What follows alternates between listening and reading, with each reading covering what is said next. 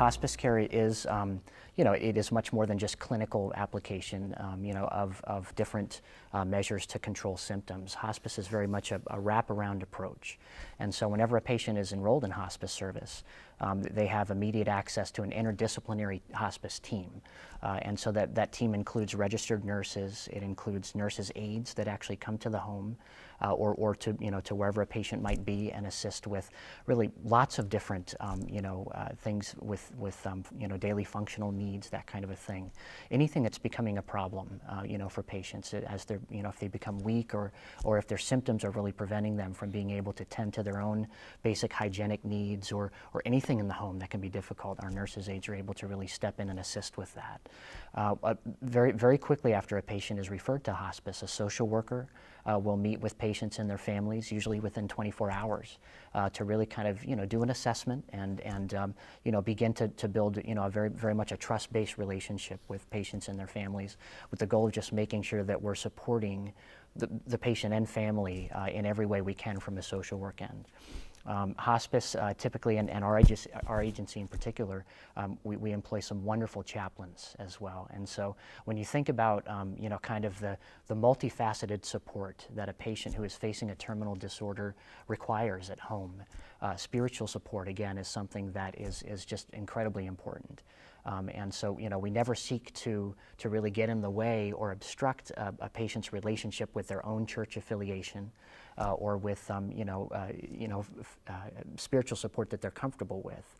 But we do also have our own chaplains that are just wonderful in helping patients and their families in a difficult situation like that, and very skilled in the kind of support that they can provide. As folks are receiving treatment there at the hospital, really, as things are progressing, if there is at any point we've reached a point where the medical team or the family is inquisitive about kind of what hospice care is about, and what it involves, then we're available to come in and meet with families. We actually are able to help in a number of different ways. We're able to assist with patients that have really made a decision to leave the hospital and receive hospice care in the comfort of their own homes or in long-term care facilities, and we're able to really help facilitate the transport of a patient from the hospital to those areas. We're also able to help with patients who are in very unique situations where they may be declining pretty quickly in the hospital, and would benefit from hospice's direct involvement with their care there in the hospital. The time that makes the most sense for hospice to be considered, at least, and be available for a patient and their family is when a decision has been reached to really step away from aggressive treatment of whatever a patient's primary medical disorder is. And when I say aggressive, I mean treatment with the purposes of curing whatever that disease process is, and really instead shifting the goals of care to a focus on not just provision of optimal comfort. I mean, obviously, when people think about hospice and what we do, folks will think about hospice coming and offering interventions to keep people from having unnecessary pain or respiratory distress or any kind of symptoms that are uncomfortable. But really, when the time is right to really focus on pursuing the highest quality of life for a patient for the time that they have remaining. That's kind of the best way to explain, at least in my mind, the right time, for hospice to get involved in a patient's care. When you think about Medicare and kind of how it defines the appropriate time window for patients and hospice, Medicare typically will look at a diagnosis of anything from 6 months or less. Anything less than 6 months. And so, it's a lot of times people will think, well, hospice is not necessarily appropriate or beneficial to a patient unless, a patient has been given just a very short prognosis of a couple of days or a couple of weeks. And that's not at all the case. There's an opportunity for hospice caregivers to really get, very involved in a patient's, treatment at home or wherever they happen to be. And actually, for many months leading up to the expected point where they will pass away. It's not possible to be referred to early to hospice. Basically, hospice is set up to be very flexible, and that's something that a lot of folks don't necessarily know about hospice, is that when a patient is referred to hospice, of course, we will make it kind of an initial evaluation of how a patient is doing and kind of what their proximity is, what their diagnosis is, and also their prognosis. But whenever a patient is basically enrolled into hospice care, they are certified for 90 days.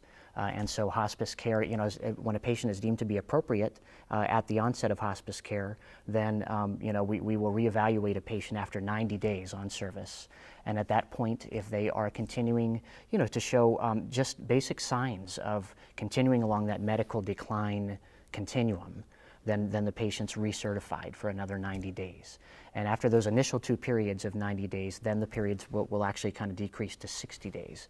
But a patient can remain on hospice services for as long as, at each of those review periods, they're basically meeting hospice criteria, showing that, they are declining at least to a degree where they're benefiting from hospice care. Ultimately, if a patient does stabilize and we have clinical evidence of that, then a patient can graduate from hospice.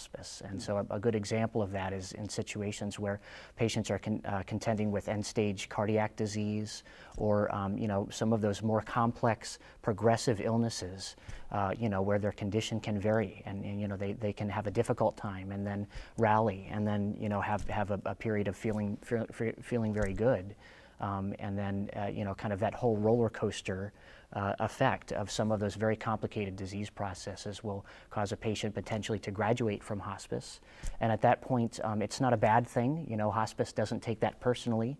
We basically just kind of step back and remain available to patients if it makes sense for us to get involved again. Whenever I meet with families and patients, prospective hospice patients, that's really the point that I find myself reinforcing often, is the flexible nature of hospice care. A lot of times folks are afraid that if they sign on the line to consent to hospice care, that they're making a legally binding decision that can't be undone at any point, or that doesn't really flex with kind of what their changing medical condition might be. And hospice is there's a lot of flexibility that's built into what we do. And the idea is to have us there when it makes sense to have us there, but then also to allow us to change based on a patient's changing condition as well.